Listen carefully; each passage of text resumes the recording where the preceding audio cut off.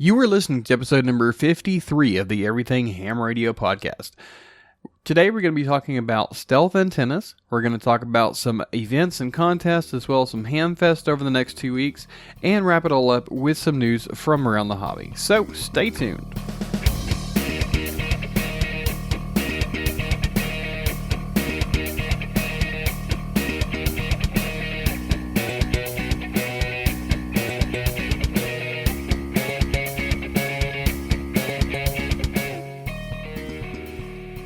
Hey everybody, welcome back to the Everything Ham Radio podcast. My name is Curtis, my call sign is Kilo 5 Charlie Lima Mike, and today we're going to be talking about stealth antennas. Now, stealth antennas are going to be a little something different than we have talked about before. We've talked about some regular antennas, but being that the new amateur radio, the Amateur Radio Parity Act, I guess that's what it's called. Basically, the law that is going to be for HOAs and stuff like that is being reintroduced back into the House of the House. Yeah. Oh boy, this has been a very long day, y'all. Anyways, since that bill's being reintroduced, I figured that maybe something like this would be a good topic to talk about this week. First off, I want to mention that I've only had 2 people contact me back that were announced as winners of episode 50's giveaway. First off, Curtis Abma, A-B-M-A. His call sign is Alpha Bravo 4 Mary Adam, or not Mary. What is it? What is it for amateur radio? Mike? Yeah, Mike Alpha. Alpha Bravo 4 Mike Alpha. Made contact with me. He was the winner of the $100 gift certificate from Pactina. And also Travis Pederson, November 5 Tango Papa, he made contact with me. But I have not heard anything from Frank Gonzalez, Kilo 7 Papa George Papa. That was the winner of the ebooks from Dan, KB6NU. I haven't heard anything from Ron Bauer, November 8 Ida King George. Man, forgive me here, guys. Normally I'm pretty good about differentiating between law enforcement's phonetic alphabet and the international one that I'm supposed to be using here as a amateur radio operator. But some days, and I'll tell you why here in just a second. But anyway, some days, his call sign November 8, India Kilo Golf. I think that's what it is. Yeah, golf. I haven't heard back from him either. Also, Larry Nutt, November 4, November X-ray. I haven't heard back from him. So we've got 1, 2, 3, 4 people that I haven't heard back from. So I've announced it a couple times on the podcast. It's been in the show notes. I've sent out an email to my email list. I've sent individual emails to these people, and I still haven't heard back from them. So this is your last chance, guys. If I don't hear anything back by next Monday, which will be the 30th, I'm gonna pick some new winners. So yeah. So write me back if you want these things, guys. I was hoping to have the Ron. I was hoping Ron would contact me, at least if he's a contester or likes DXing and stuff and is going to participate in Winter Field Day. I was hoping to at least hear back from him. So I can get him this awesome software package before Winter Field Day this coming weekend. But I haven't. So, again, Frank Gonzalez, Kilo 7 Papa George Papa, Ron Bauer, November 8, India Kilo Golf, and Larry Nutt, November 4, November X-ray. Please get in contact with me ASAP. You can send me an email to k5clm@everythinghamradio.com. And I'll get that information sent to you as fast as possible. And if I don't hear back from you by the 30th, then I'm going to pick some new winners. So maybe you might have some new winners coming up. Yeah. So let me tell you about my day here, guys. This has been a very, very long day for me. It all started out last night, basically. We have been planning to go to the Fort Worth Stock Show for a couple weeks now, and my wife and I were going to make up some t-shirts with our logo with our ranch logo on the back of it for all of our kids, right? We have a 12-year-old, 3.5-year-old, and a 2.5-year-old, and we were going to make some shirts for them so everybody could wear them.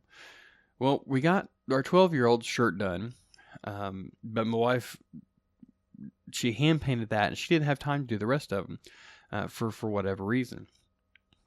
So we were going to do it last night, and well, last night turned out to be one heck of a night. I tell you what, we came back, as most of you probably know, I'm a foster parent, and these kids that I have are foster kids. So we come back from a visit with our bio family, and the 3.5-year-old, she's been kind of off and on sick now for the past couple days. And while she was at visit, they gave her a crap load of junk food. I mean, candy and cookies and just a bunch of crap, right? Instead of feeding her a regular meal. So anyways, we get home, and she's been running like a low grade fever, like 99 to 100 or so for the past couple days. And we get home, and we give her some medicine to try and break that fever still. And I'm sitting there rocking my kids like I do every night to go to bed. And she starts coughing and coughing and coughing, and then proceeds to upchuck all over me. Yeah, it was not a fun night. So it was the first time that she's thrown up since we've had her. We've had her basically for a year now. And that, combined with a fever that had jumped to 101, my wife decided that, we decided that it would be best if we took her to the ER. Because that's what we have to do as foster parents. Once it reaches 100.3, we have to take the kids to the emergency room, according to the Texas health standards. So anyways, my wife, packages her up. I get the other kids in bed, and she heads off to the ER. Well, she spends like 3 hours at the emergency room. So about the time that she got home, it was probably about, maybe midnight, 12:30, something like that, by the time she got home from the ER. And we still hadn't made the shirts for today. So we had tried. I tried to do it myself, and for whatever reason, what we had done before didn't work, and I just totally ruined one of the shirts that we had bought. So I waited until she got home so she could help me, and we tried it again, and it messed up another shirt. It messed up the 2.5-year-old's shirt. So my wife and I basically just wore our t-shirts that we had made before. My 12-year-old wore the one that my wife had hand painted, and my 3.5-year-old, we got some puff paint and drew our logo on the back of it. And unfortunately, we didn't have a shirt for the 2.5-year-old, but it would have been too big for her. Anyways, so fast forward till today. Well, I'm back up here just a little bit. By the time we get done with all these shirts and climb into bed, it's 2:30. 2:30 in the morning. And here I am normally waking up at 4 a.m., right? So it was a very long night. And so we climb into bed, we set our alarms for 7 o'clock, and we had planned on leaving at like 7:30, right? So we could get there early. And it was a good thing we didn't. Anyways, we woke up about 7:30, 8 o'clock, something like that. And got up, got on bed, left, and, that's what, 4 hours of sleep or something like that. And we spent the whole day at the stock show. They had a blast. I mean, an absolute blast. My 2.5 and 3.5-year-old, they love cows. They love horses. They love tractors. And of course, the stock show, that's exactly what it is. A whole bunch of tractors, a whole bunch of cows, and a whole bunch of horses, and all kinds of other things. So they had a blast.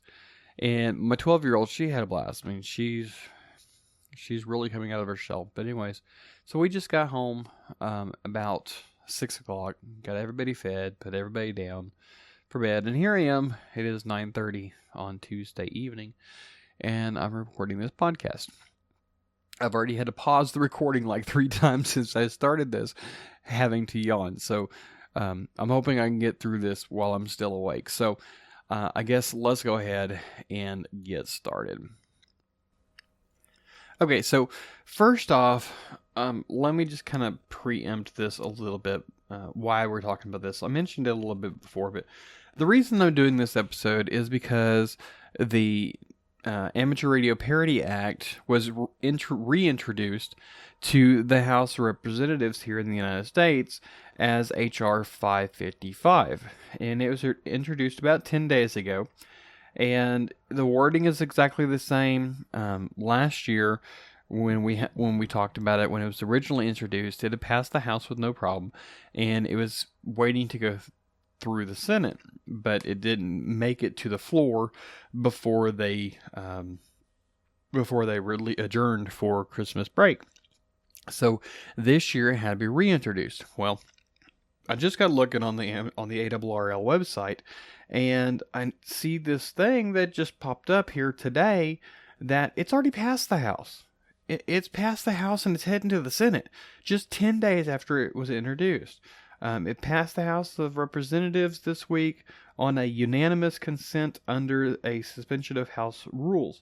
The bill language is identical to the 2015 measure H.R. 1301, which won House approval late last summer after attracting 126 co-sponsors, but failed to clear the Senate last fall as the 114th Congress wound down.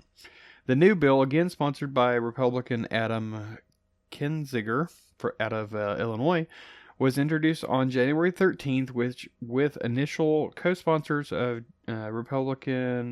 Representative Joe Courtney out of Connecticut, and Republican Greg Walden, which is a ham, W7EQI, out of Oregon, who chairs the influential House Committee on Energy and Commerce. So basically this law has now passed the House and it's heading to the Senate, so maybe this law will actually get into effect. And basically, if you don't know what it is basically it basically allows hams to have some sort of antenna outside their house if they live in a HOA. And, unfortunately, HOAs are becoming more and more popular, and it makes it really hard for us as hams to have an outside antenna. Now, this bill doesn't in any way, shape, or form give us free reign on what we can have. It has to be within reason, or it has to be some kind of, reach some kind of agreement between the HOA direct leadership or whatever and you as a ham. Now, basically this gives you an opportunity to put, up a vertical or a long wire or something along those lines. It doesn't give you, permission to put up, some massive tower with a 3-element HF Yagi and all that good stuff. It has to be within reason. But it basically is going to go along the lines of the bill, and I don't remember what it is off the top of my head, but that allows stipulations for things like satellite dishes for Dish Network and DirecTV and all those other satellite companies. As it stands right now in HOA, you can have a satellite dish, but you can't have a ham thing. And I actually read on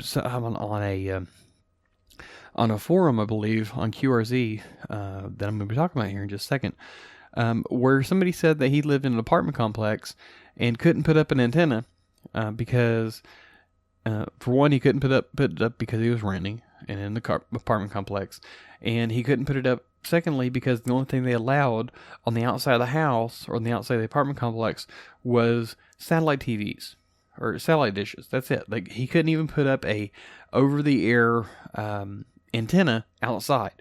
It had to be a satellite dish. That was the only thing he put up. And I think the question was that he had asked us some help on, or he made up a little Yagi type thing out of one of those digital TV antennas that you put, basically that replaced rabbit ears. And that's why he did it, because he couldn't put something up there. So that's this new bill was going to help with that. Help us as hams get some type of antenna system outside. Now, until that passes, or even after that passes, there's still there's still going to be maybe some kind of resistance, or, maybe your HOA is going to be a little bit stricter on you or something like that. Or maybe they're just not going to really, they can't really not let you at all, but maybe you want something more than what they're going to let you. So this is where this comes in. And we're talking about stealth antennas. Now, basically, the way that I see it, there are two kinds of a quote-unquote stealth operation, okay? For one, you have the stealth type that is going to be things like a flagpole or an antenna that's disguised as a flagpole, or a bird feeder that the pole is your antenna. Something that has other uses that you can hide your antenna in. That's what I'm thinking of stealth. The other part of this coin is covert operations. Okay, so you got your stealth operations on one side, which you like totally hiding the antenna, and then on covert operations on the other side is when you go into a little bit further and you want to make sure that you don't cause any kind of interference with your neighbor's television set or whatever, so you get caught. So with the stealth antennas, you're still, you can still run your 100 watts into your antenna, and if you cause interference, you cause interference.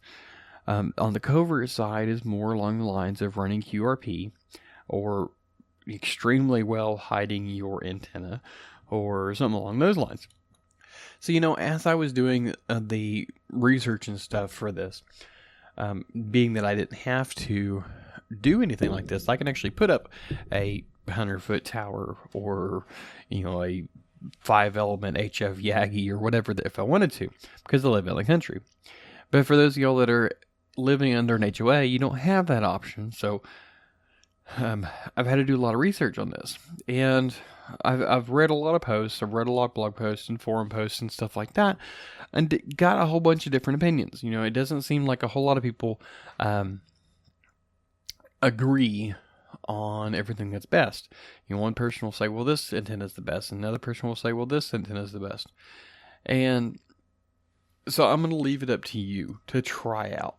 Now, one person that I read, actually several people that I read, probably said that the best antenna to do with in a stealth manner is a magnetic loop antenna. And you can buy them off of like MFJ for, I want to say it's something like $400. I mean, they're not cheap, and they're about the size of a large dish and dish network satellite dish. So they're pretty good size. So you can't really mount them outside because, people are still going to see them. Or maybe you can. Maybe, if you're lucky and live in the back of your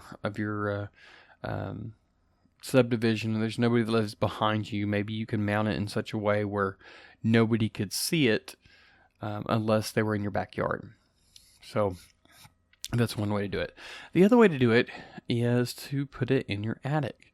If you're lucky enough to have an attic that's big enough to hold it, and honestly, I don't know why you really wouldn't, unless you have an older house and it doesn't have, a very big peak. But if you're living in a new house, in a new subdivision, more than likely your roof pitch is going to be ginormous, and you're going to have plenty of room up in your attic to put this antenna. The only problem is getting it up there. That's the issue, because a lot of times it won't fit through a crawl space or a access hole or something like that sometimes contractors put in there. But if you have like one of those ladders that you can pull down and climb up the ladder and stuff like that, you can probably get in there fairly easy. Another idea, which this person that the main post that I read on different types of antennas, on like reviews or something like that, he said that was basically the only one that he would recommend. Okay. Another type of antenna that I actually do use, is a ham stick. And he said that, well, the ham sticks aren't all that great, that they're basically just glorified dummy loads, and you don't get a whole lot of gain from them, so you're not going to get those great contacts, yada, yada, yada. But, if you're limited space, limited, I don't know, if you're not really all that much of a DX chaser, maybe a ham stick is going to be easy for you. The only thing with those is that the ham sticks are just a single band. So you have to have one for 10 meters, one for 20 meters, one for 40 meters, one for 30 meters, whatever band you're going to be operating on. Those are the ones you have to have. And they're not, you can't use a 40 meter antenna on a 20 meter band. Now I have a 20 meter and a 40 meter ham stick that I had on my tower. It's actually still attached to my tower, laying out in the yard. Hopefully they're still good. I just now realized that. But anyways, I've had some decent luck with them. I've made some, fairly long distance contacts. I haven't, talked around the world on them or anything like that. But, it's just like working QRP. It takes patience. And yeah, you may not have it, but, here's the thing. When you do, just like with QRP, when you do single sideband or voice, your signal's not going to travel as far. But just like QRP, if you use CW or PSK31 or RTTY or something like that, you're going to go a whole lot further. So why not? Why not use a ham stick? And one of the great pictures that I found, I'm trying to see if I can find it again. I'm not sure if I'm going to be able to or not. But it had a some type of I think it was just like a regular junction box that these things were mounted to up in this person's attic, and it had a ham stick going off in each direction for all 4 different directions, and then the coax run to it, and it split off, and it was all well and good. It looked pretty neat, pretty good setup.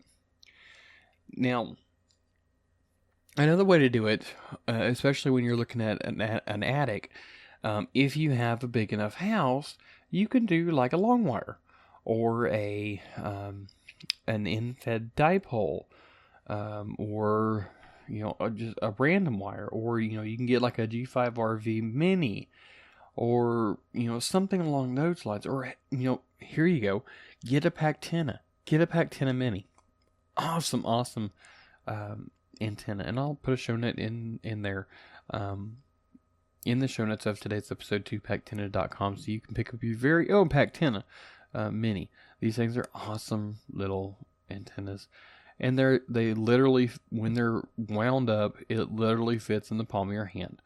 I did a article on one not too long ago, and George actually gave us, he was one of the person that donated for episode number 70. So there you go. And he's actually one of the co-hosts of the Ham Radio 360 Workbench podcast. So definitely head on over there and check that out. I found a post on QRZ that really, some of the examples really made me laugh. Some of them were like, I never would have thought about that. And I messaged the author of it. This is back from 2010, I believe, 2010, 2012, when he originally posted this. But a lot of it still really works, right? So I messaged him and said, hey, I introduced myself. I'm the host of the Everything Ham Radio podcast, and I'm doing an episode on stealth antennas. I read your forum post, and I was wondering if I could use it as part of my show. He wrote back, sure, I listened to your podcast. I've listened to it before. Nice little podcast, so please be my guest. Use it. So here are some of the top 10 ultra stealth antenna designs according to Kilo Charlie 8 Victor Whiskey Mike. Hey, I think I got it, Victor. I think that's Victor. Anyways, his name is Charles Bichelle. And again, his call sign is KC8VWM. Number 1 in his top 10 list. I'm guessing these are probably in no particular order.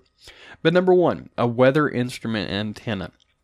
And he says it's a ground-mounted vertical inside a PVC pipe, and put a weather vane on top of it.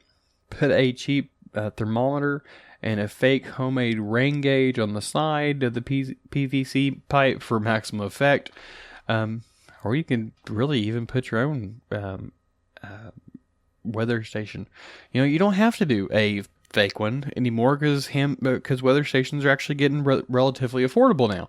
So go ahead and put your weather instruments on top. There you go. And you can even go one step further in using like a G5RV Mini or an inverted V antenna, something like that, and use the antenna as quote-unquote guy wires to support the PVC pipe, right? If anybody asks, that's just helping the pole stand up. Another thing, a solar-powered light pole antenna. With the cost of solar-powered portable LED lighting technologies now available, and they're super easy now, super cheap, you can do this. Stick a pole up, put your antenna inside of it, and put a solar-powered battery LED light to light up your backyard, right? So there you go. Another thing. You can use number 3, a satellite TV dish antenna. People often throw these away, so they're free for the taking in many cases. They make excellent prop for installing a ham radio antenna because people are used to seeing them around. Now, this is not really going to work for your standard 20 meter single sideband contacts. This is more along the lines for slow scan TV, right? But hey, you can use it by all means. There you go. Hook up to a satellite. Well, I guess you could probably use it for a single sideband, or even like 2 meter 440 or something like that. Maybe if you're working a satellite contact or International Space Station or something like that. Probably not, but hey, it's worth a shot. This one really made me laugh. Number 4, disguise a portable AM/FM radio dipole. Yeah, you heard me right. AM/FM radio. And I actually have one sitting here next to me that I could basically use for something like this. And whether it's functional or not, no biggie. Maybe you can find one at a yard sale for a couple bucks, or in the trash, or at the pawn shop, or something like that. But basically what you do is you gut it, and you put all the antenna inside, right? You put the center mount in the radio itself. And yeah, I guess really you don't even have to gut it, but you put the center of it in the radio, and you, instead of speaker wire running to the speakers, you use your antenna. Now, I guess you could probably do the same thing, keep the radio working, so that if you had a party or something, patio party or something like that, you can have a radio to listen to. I guess that would probably work, and just kind of maybe like wrap the speaker wire around your antenna. I doubt it would cause that much interference, especially if it was off. And spread out the speakers. It has to be one of those that have the detachable speakers. Otherwise, it's just not going to work. But anyways, put a speaker on one side of your patio, one on the other side of your patio, and the radio in the middle, and mount it up, high or whatever. And there you go. A stealth antenna that's on your back porch. Easy peasy Japanesey. Okay, number 5 on his list is a purple martin birdhouse antenna. Yeah, I guess that would work. So he says, not so uncommon is these ground-mounted vertical wire antenna designs install a PVC pipe. In this case, the PVC pipe holds up a birdhouse. If installing 2 antennas are better than 1, you may choose to install a separate horizontal antenna using a guy wire to support the PVC pole. It is these so-called supports that hold up the birdhouse pole, but we use an actual inverted V antenna system. If you should ever be questioned about its existence, be sure to babble on about how much you love bird watching. I would suggest you break out a bird species information book and start flipping through the pages while showing them pictures of bird. I would even start emulating a few bird calls during the conversation just for fun. For example, make dovebird calls into a closed hand for a particularly humorous conversation. Observe how quickly they will go away and never bring up the birdhouse subject ever again. Some of these examples are just like, they're just so crazy that they actually might work, right? Before we go on to number 6, we're going to take a quick break and we're going to hear from our sponsor. All right, so the sponsor for this episode, and for this podcast for that matter right now, it's our only sponsor, is West Mountain Radio. Now, West Mountain Radio makes those awesome little rig blasters, rig runners. They have this awesome little DC-to-go box for those portable operations, and even as a power supply for your station at home. Now, I've been using a rig blaster now for about a better part of 15 years or so, and these things are awesome. I mean, they will do stuff like you can use an echo link for it. You can do it as a announcement or thing for your repeater, or for your club repeater. You can use it for PSK31 or RTTY. You can use it actually as a repeater controller itself. Hook 2 radios to your computer and you can use this as the actual repeater to run it. So these things are awesome. Rig runners we've talked about before in a couple previous episodes are great for powering your station. They have a single input, typically like 40 amps, I believe, coming in, and then have numerous outputs that are all fused and all use the standardized Anderson power poles. Now, the one thing that I just found out about not too long ago is the DC-to-go boxes. Now, these things are really, really nice. I don't have a DC-to-go box from West Mountain Radio, but I have one that I pretty well built myself, and it's nowhere near the quality that West Mountain Radio has. These things are made of hard plastic, I believe. You put the battery inside, and there's 2 of them that I really highly recommend, that have several things that are already mounted on them. One of them has, both of them have the Super PowerGate PG40.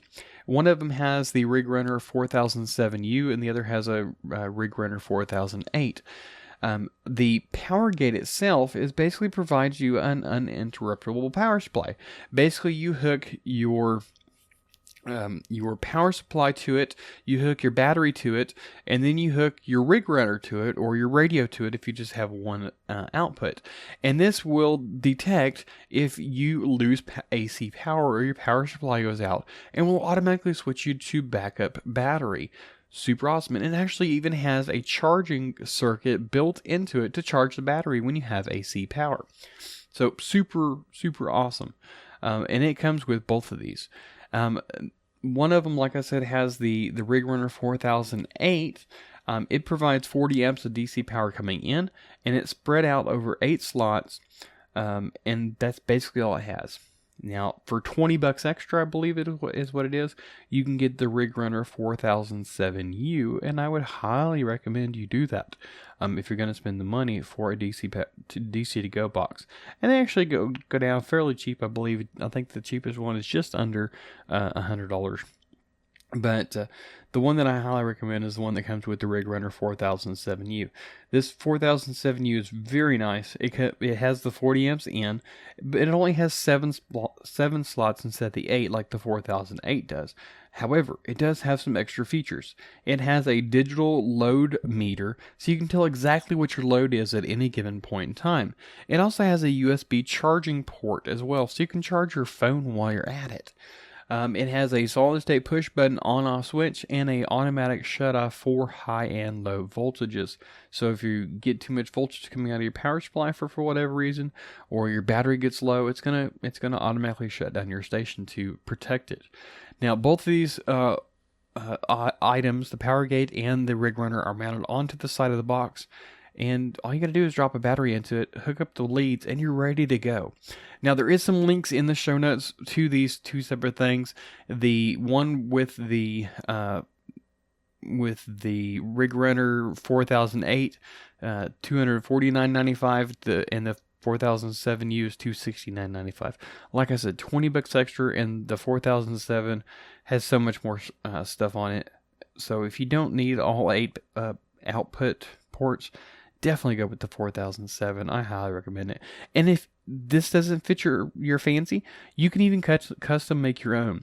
And I actually went through this customization thing, and you can actually mount a power supply on the back side of it. You can actually buy it from West Mountain Radio as well, and everything will be built into your box. So this is the perfect little thing for your station if you want backup power, for field day, for winter field day, for QSO parties, for soda, for, I would say, National Parks in the Air, but that ended already.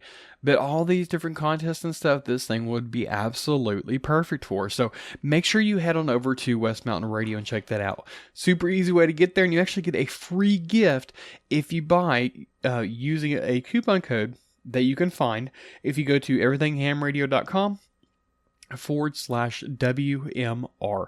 And you also get a free gift, and this gift is a USB current meter, I believe is what it is. I should know it, and I'm smacking myself in the forehead, but I believe that's what it is. So make sure you head on over to everythinghamradio.com/WMR. You can also click on one of the banners, and one of them will be in the show notes of today's episode. There's one in the sidebar on every page of my site, and there's actually one in the top of the page as well. So definitely head on over to West Mountain Radio. Check them out. They have a bunch of stuff, and not just these 3 things that I've talked about, but a whole bunch of stuff.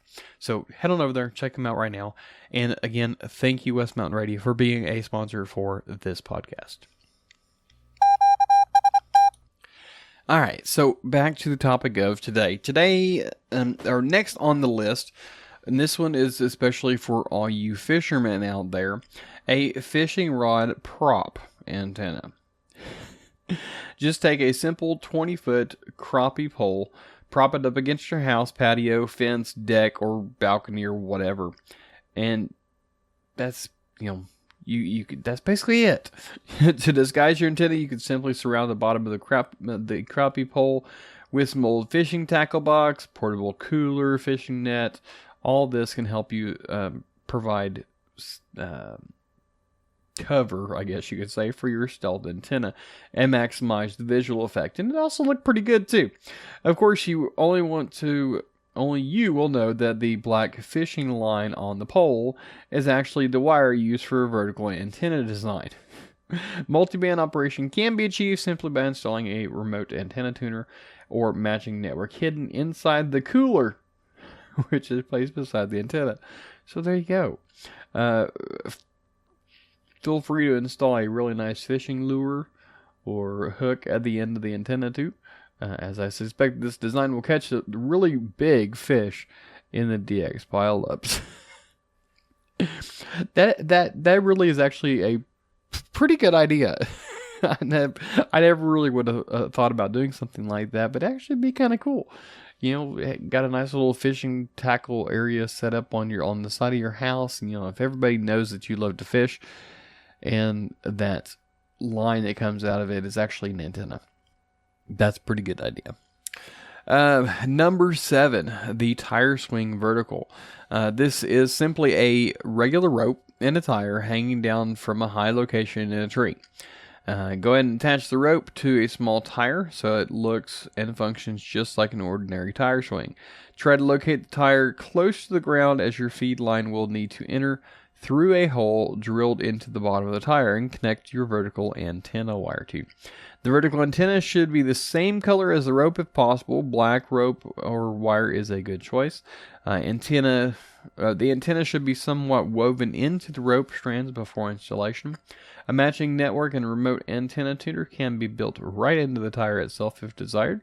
Don't forget to bury some radials below the ground above the tire swing vertical, and use BuryFlex feed line running to the house. This design is particularly effective if you have a 30-foot tree and are seeking to install a long vertical monopole antenna for operating in the 40 and 80 meter frequency range, but it also works for others as well. So, the only drawback to this would be is if your kids came over, your grandkids came over, and they wanted to play in the tire swing. It wouldn't exactly work very well, I don't think. But it would look good. And you could say, hey, this is for my grandkids or this is for my kids, even though nobody ever see them playing on it. Next thing is actually fairly interesting as well. Number 8, the badminton net antenna. Now, I'm sure a lot of y'all have either played badminton or know what badminton is. But if you don't, badminton is one of those games kind of sort of like volleyball, in the same principle as you hit something over back and forth across a net. Or maybe like tennis, something along those lines. But you use a racket and you hit a birdie over back and forth across the net. But you could take your antenna and weave it into the net, and nobody would basically be the wiser. The V line can be run down the inside of one of the metal rod supports to hide it. Also, alternatively, you could use a inverted V antenna to use as supports for the poles. There you go. There's that again. Besides the idea, you are not now always going to be operating net control. This badminton net is actually fully functional as an antenna too. Be sure to invite some friends from your HOA over to improve your score. They will never know it's an antenna. Yeah. The only issue I see with this one is that you got to make sure that nobody's going to be playing it when you're going to be operating your station, because it seems to me like, first off, this being at ground level for the most part, and actually people are going to be playing on it. Maybe they're maybe actually hit the net with the racket or something. It might cause some interference with your signal. But on top of that, also, you're going to be looking at potentially RF radiation if you have somebody playing badminton while you're on your radio. So make sure you don't use those two things at the same time. Next, number 9, the bicycle prop antenna. And this is basically like the fishing pole one here that we talked about a little earlier. This is what he says. This is a good antenna situation, especially for apartment dwellers with balconies or condo dwellers with small outdoor patios. However, it also works well in other situations too, such as urban family dwellings in HOAs. You can attach your favorite screwdriver antenna or even a 20-foot telescopic crappie pole, there you go again, to your bicycle. Just make sure you have a nice orange flag on top of it. Since the antenna is actually mounted to the bicycle itself, it's really not considered to be an antenna mounted on your house by the HOA, so no one will actually care about what's installed in your bike. The bike should be placed or maybe permanently stored in a desirable location up against some wooden fence. Make sure it's wooden because, I guess you could potentially make it metal, because then you could actually use it as the fence as a ground plane as well. Maybe it would, or maybe not. You could do it beside a tree, resting up against your patio deck, patio furniture, etc. If anybody says you think, man, those darn kids just leave their bikes wherever, huh? Just make sure you chain it up wherever you got it, because it would not be a very good thing if you came home, flipped on your radio, and tried to transmit and didn't get out. It ended up hurting your radio because there's no antenna hooked to it anymore because somebody stole the bike. Okay, and number 10 on stealth antennas, the patio umbrella loop. I never would have thought about this. It is actually kind of an interesting idea, and I actually have a patio antenna, and I might do something along these lines too. Nah, I don't think so. I can put it up on my tower when I get my tower up. But for those of you that can't, here you go. Get you a patio and umbrella and make it into your antenna. It seems patio furniture is not uncommon to use at condos and the backyard patios, apartment dwellers with balconies, and even the HOA homeowners with attached decks. Therefore, while a protruding vertical may not always prove to be a viable option, we may consider using a horizontal loop carefully woven into the covering material on the outside overhanging edge of a patio umbrella. First thing you really need to make sure is that it's big enough, right? Because there is those small umbrellas that come with a deck the deck patio furniture, easy for me to say. But you need to make sure that it's big enough in circumference to work in the bands or frequencies that you're going to want to do. But you can typically buy one that has a good diameter on it to make it pretty easy. And you can find those pretty much at any major home improvement store for around $100 maybe. And it's just the antenna itself. I'm not talking about the patio furniture or anything like that, but a large size umbrella that you can hook to just the little flagpole holder type things that come along with the umbrellas. They actually make those when we actually have one for our thing, or at least we did in my old house. We don't have one anymore, so we don't need one anymore. We had an umbrella before because it didn't have a roof. Well, now this time I actually made my deck nice and have a roof all the way across it. So there you go. There is his top 10 ways of making a stealth antenna.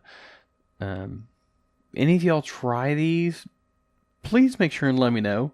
Let me know how you did it. Let me know how it turned out and all that good stuff. I would really be interested. Let's see, what else have we not talked about? Another thing, and I should have mentioned this before, so I'm kind of backing up here a little bit. But one thing you can do as far as antennas is do a temporary one. You don't have to set up a permanent one for all the time. You can do a temporary one, one that's on a tripod or something like that. Yes, you may not have the best range for it, but again, it's just like working QRP. It just takes time. That's pretty much all I can think of.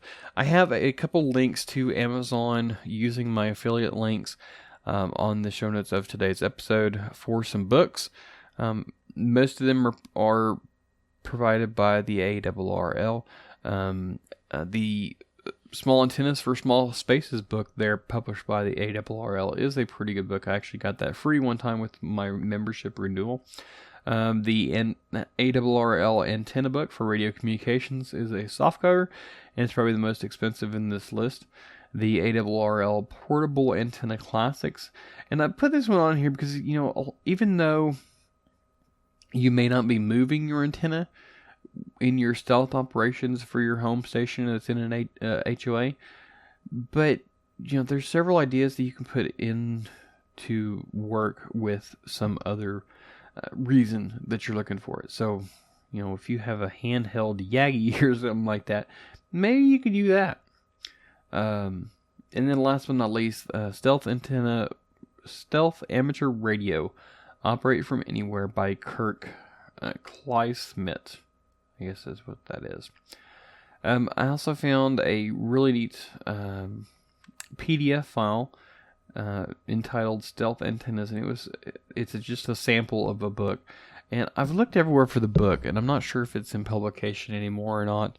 But this thing is like a 25-page PDF, and it comes from all different parts of the book. So it's not all there. Like I said, it's just a sample.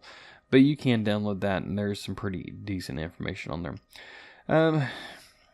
I guess that pretty much wraps it up for this episode.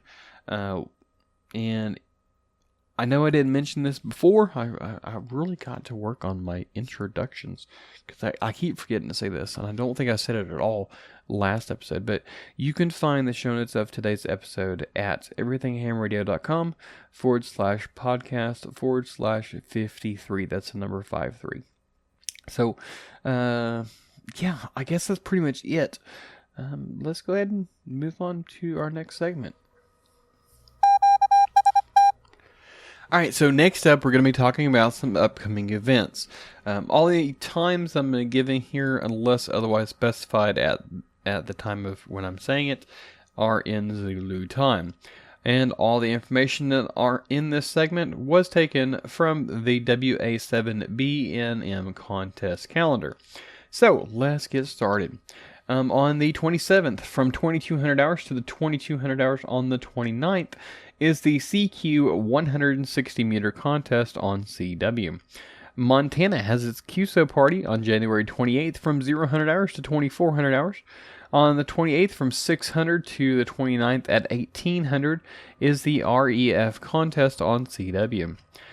January 28th from 1200 to the 29th at 1200 is the BARTG RTTY sprint.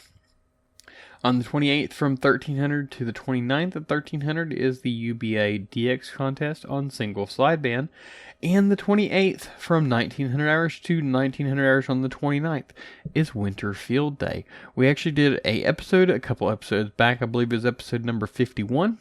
So make sure you head on back there and listen to that episode. Ham Radio 360 also did an awesome interview with one of the council members or chairman or somebody that's high up in the ranks of the Winter Field Day Association. So check that out as well. Okay, so next up, February the 2nd, from 1800 to 1900 will be CW for the NRAU 10-meter activity contest. From 1900 to 2000 hours will be single sideband. From 20 to 21 will be FM. And last but not least, 2100 to 2200 hours will be digital. On February the 3rd, from 1400 hours to February the 5th at 200 hours, will be the YL-OM contest. Now, this is a contest put on, I believe, by the YL organization. And if you don't know what YL is, that is young lady. It typically goes for your, your YL is somebody that you're a female that is not married, is what that is. It'd be a XYL once she's married, I believe. I don't know if it's to you specifically or if it's to anybody in general. But anyways, that is the young lady and old man contest. Next up, on the 4th, from 0 hours to 7:59, will be the Triathlon Dx Contest, starting off on CW. From 800 hours to 1559 will be on single sideband, and from 1600 to 2359 will be on RTTY or RTTY. Vermont has its QSO party on February the 4th from 0 hours to 2400 hours on the 5th. Also on the 4th from 001 to 2359 on the 5th is the 1010 International Winter Contest for single sideband. February 4th from 1200 to the 5th at 1200 hours is the F9AA Cup for CW. Also on the 4th from 1200 hours to 1159 on the 5th is the Black Sea Cup International. Minnesota also has its QSO party on to this day, February 4th, from 1400 hours to 2400 hours. So it's not going to be as long as the Vermont one, but there's usually some overlap. People that are going to be working or people that are going to be chasing contacts and stuff. There's several actually major events that are going on the week of the 4th, and we have more to come. February 4th from 1400 hours to 2400 hours is the FYBO Winter QRP Sprint. February 4th from 1600 to the 5th at 400 is the British Columbia QSO party. So there's 3 QSO parties that are going on at the same time from, Vermont's all day long, Minnesota from 2 p.m. to midnight, and then British Columbia QSO party from 1600 hours on the 4th to 400 hours on the 5th. Next up on the 4th from 1600 hours to 1900 hours is the AGCW Straight Key Party. February 4th from 1700 hours to 2100 hours we have the FISTS, FISTS, Winter Slow Speed Sprint. And last on the 4th, from 1800 hours to 1759 on the 5th, is the Mexico RTTY International Contest. So all those things happen on the 4th. There's 1, 2, 3, 4, 5, 6, 7, 8, 9, 10, 11 things going on February the 4th. That is going to be a busy day. And it's actually the day that I'm getting the baby brother for these kiddos that I have. I'm excited for that day. Sorry, squirrel moment there. Let's see. Next up, February the 5th, from 0 hours to 400 hours is the North American Sprint for CW. February the 6th, happy birthday, Dad. From 2000 hours to 2130 is the RSGB 80 meter club championship for single sideband. And last in this segment, February 7th, from 200 to 400 hours is the ARS Spartan Sprint. Again, all this information was taken from the WA7BNM contest calendar. Alright, so next up we are going to be talking about hamfests, and there's actually quite a few of them over the next 2 weekends. First off, this weekend on the 27th is the Mississippi State Convention, Capital City Hamfest in Jackson, Mississippi. And in Puerto Rico, in Hatillo, Puerto Rico, we have the Puerto Rico State Convention. On the 28th, in Albuquerque, New Mexico, is the 2017 Albuquerque Winter Tailgate. It's probably going to be cold. Of course, you're in the desert, so maybe not. But then again, maybe so. But anyways, Arcadia, Florida, DeSoto County Hamfest. In Lockport, New York, we have the Lockport Amateur Radio Hamfest. Marathon, New York has the SARC Winterfest. And in Collinsville, Illinois, we have Winterfest. Madison Heights, Michigan has the HPARC Swap. Odenton, Maryland is the MMARC Post-Holiday Hamfest. And last on the 28th in Spartanburg, Ohio is the Tusco Amateur Radio Club Hamfest. On the 29th, we have the HPARC Swamp in Madison Heights, Michigan. The MMARC Post-Holiday Hamfest in Odenton, Maryland. And also the Tusco Amateur Radio Club Hamfest in Spartanburg, Ohio. The following weekend, on the 3rd, we have the Southern Florida Section Convention, Tropical Hamboree 50th Anniversary in Fort Lauderdale, Florida. On the 4th, more busyness for the 4th, we have the Deserts RATS Hamfest in Palm Springs, California. That's right, you heard it right, the Desert Rats Hamfest. We have the Hiawatha Amateur Radio Association Shop and Swap in Negaunee, Michigan. The Mine Creek Winterfest in Lacagne, Kansas. I probably butchered that town's name, I'm sure. South Carolina State Convention Charleston Hamfest will be in North Charleston, South Carolina. Kel, you going to be going to that? And last but not least, the Virginia State Convention in Frost Fest in Richmond, Virginia. All this information was taken from the ARRL Hamfest calendar, and thank you for that.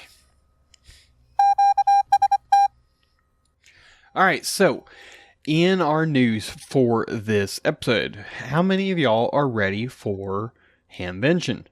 It's coming up real soon. Here it opens on May 19th at its new location in the Greene County Fairgrounds and Expo Center in Xenia, Ohio. Mike Coulter, W8CI, said all volunteer Hamvention organizers have turned to professionals to address this aspect of the event. Coulter, who is treasurer of the sponsoring Dayton Amateur Radio Association, or DARA for short, was interviewed last week by DX Engineering's Tim Duffy, K3LR. We recognized that we needed to reach out to a professional engineering firm that does this all over the country to help us work with local government officials so that we can have a good solid plan to keep the people flowing in. Coulter said arrangements have been made to have staging areas for those needed to either offload or load equipment from the indoor exhibit areas or flea markets. He also pointed out that on-site parking will be free, that no one will have to park in the mud. Coulter said the areas set aside for parking are well drained, and he does not anticipate any problems, even if it rains during Hamvention, which from my understanding it pretty well does every year. That goes for the flea market areas as well, he said, noting that the arena infield area gets used events in good and bad weather alike. Coulter said Hamvention expects to be able to post the plan for the flea market spaces on his website soon. The layout for indoor vendors and exhibit booths are already available on the Hamvention website. Coulter said that if everyone who attended Hamvention 2016 at Hara Arena shows up again this year, they will find plenty of room at the new venue. Maps are available on the website. Turning to traffic of a different sort, Coulter noted that Greene County has brought in high-speed internet pipe to the new venue, and AT&T will drop telephone lines wherever they are needed. Duffy asked whether the new venue would have an area similar to the outside Hara Arena, where those attending Hamvention could sit down with friends for a bite to eat or drink. Coulter said there will be plenty of picnic tables as well as temporary structures dedicated for socializing. He also promised that Hamvention 2017 will offer a wide variety of great things to eat. That will include food vendors and food trucks. Coulter says some 600 volunteers in all are required to make Hamvention happen every year, and the leadership team consists of 86 people. Reflecting in its venue, Hamvention, Same Friends, New Home, will be the theme for the 2017 event. Last summer's closure of the Hara Arena forced the move to the new location more than 20 miles to the southeast. The price of admission to Hamvention has gone up slightly. Tickets will now cost $22 for all 3 days, or $27 at the door. Accompanied minors 12 and younger may attend for free. Online ordering is not yet available, but those planning to attend can order tickets by mail. Hamvention runs from Friday, May 19th until Sunday, May 21st. So, how many of y'all are ready for Hamvention? That was the question that I asked when I started this little segment here. I am. I wish I could go. I wish, one of these days, guys, I'm going to make it to Hamvention. It's the mother of all ham radio conventions, so I would really, really like to go. Probably not this year, though. I'm still not even sure if I'm going to make it to HamCom here locally, but I'm hoping. I really am.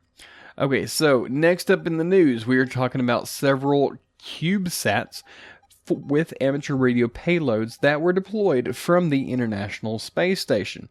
On January the 18th, the ARRL posted, several CubeSats carrying amateur radio payloads were placed into orbit on January the 16th from the International Space Station.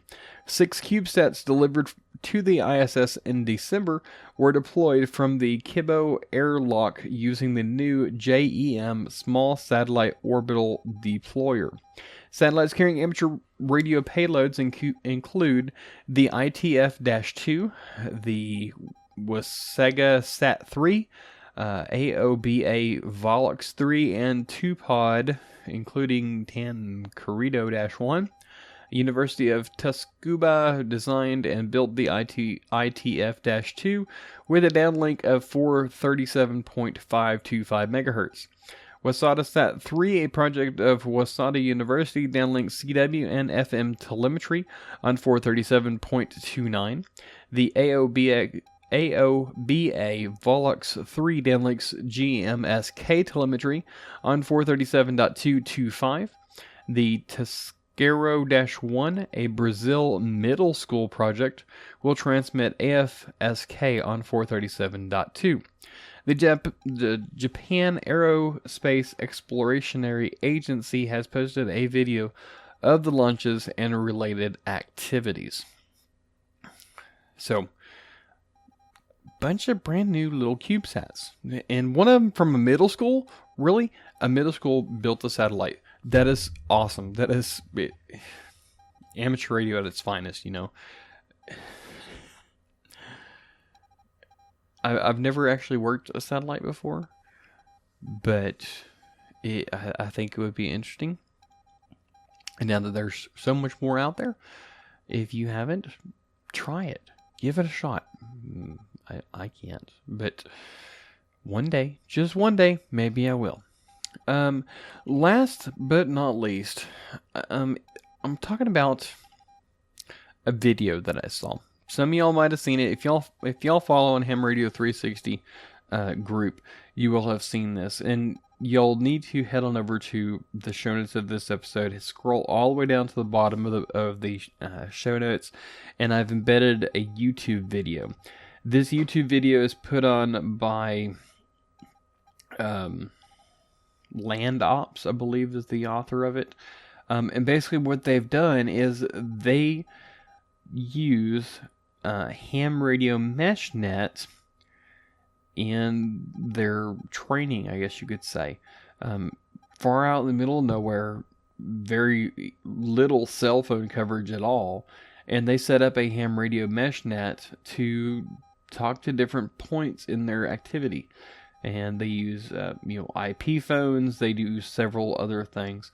Definitely a neat little video. It's only like 8.5 minutes if memory serves, but definitely a really neat thing to watch. So make sure you head on over to the show notes of today's episode. Again, you can find that at everythinghamradio.com/podcast/53. That's the number 53. And scroll all the way down to the bottom of the page. That pretty much wraps up the news for this episode. So... Alright, so that pretty much wraps up the episode for today. I want to thank each and every one of y'all for stopping by. I want to thank each and every one of y'all for y'all's continued support of my podcast. You know, the first this month, I took a look at my feed and realized that I'm only getting like 10 episodes in my feed, according to what you could see on iTunes or Stitcher or whatever. And I got a request to kind of open that up to get more, so people could hear, previous episodes and stuff. Well, I did. I finally figured out how to do that. And I just got to tell y'all that I'm like absolutely astonished at the response that I've had of y'all going back and listening to previous episodes way back when. Now, I don't honestly know why I didn't do this before, because it's been absolutely amazing. I told y'all in episode number 50 that December was like my number one month by like, it was like 6,286 downloads that I had that month. This month is blowing it out of the water, and I'm like dead serious. I've had several episodes that have several hundred downloads that were, back in like June. And my number one episode I mentioned was the mobile radio installation episode that I talked with Alan Applegate. And at the time I had, I want to say like 1,500 downloads. Well, that episode's now over 2,000. And as of this recording, I now have 9,416 downloads for this month. Almost twice, I'd say probably 175% of what I normally get. So thank y'all all for going back and listening to my my previous episodes. I look well over 10,000 total downloads for this month, and I'm just astonished. So I'm blown away. So thank y'all, every one of y'all, for listening. And thank you to Westmount Radio for being a sponsor of this podcast. Again, if you go to everythinghamradio.com/WMR, you will find out some information about a special free gift you will get with any purchase, which is a USB power monitor. So check that out. Check out Westmount Radio, and buy you a Rig Blaster, buy you a DC to go box. Definitely something that you could always use. Please follow me on Facebook. You can find me at facebook.com/everythinghamradio. I also have a group, which is facebook.com/groups/everythinghamradio. You can follow me on YouTube. I post each of these episodes on YouTube. Just a simple logo on your screen, followed by the audio in the background. One of these days, my goal for this year is to actually figure out some way of doing a video to post up there as well. And I'm not sure exactly how I'm going to do it. Maybe I'm going to give me a little webcam to put on my monitor and talk into it as I'm recording these episodes. That might be interesting. But anyways, You can follow me on Twitter, which is probably the place that I'm most active on, and that's at K5CLM. I'm on several other things as well, but not very often, so if you want to follow me on Instagram, I think I'm on there. I have a board on Pinterest, but I haven't posted anything. So, yeah. Thank you again for your continued support of this thing. If you want to help out further, if you want to help out financially, there's several ways you can do it. If you go to everythinghamradio.com/support, you can find out more information about that. You can make a one-time donation through PayPal. There's a link at the bottom of the show notes as well as on the support page. You can become a per-episode subscriber through Patreon. I have one Patreon right now. Thank you very much for your continued support. And if you'd like to become a subscriber on Patreon, please do so.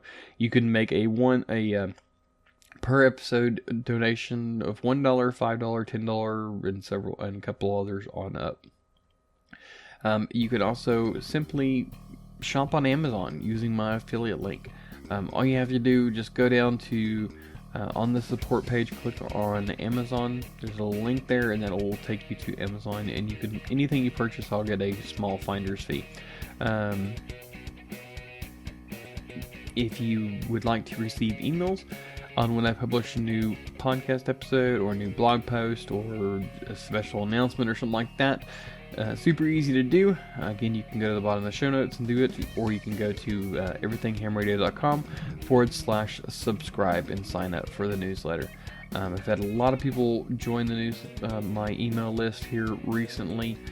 Thank you very much for that. And yeah, so I guess that pretty much wraps it up. I think I've covered everything. So until next time, this is K5CLM 73, y'all.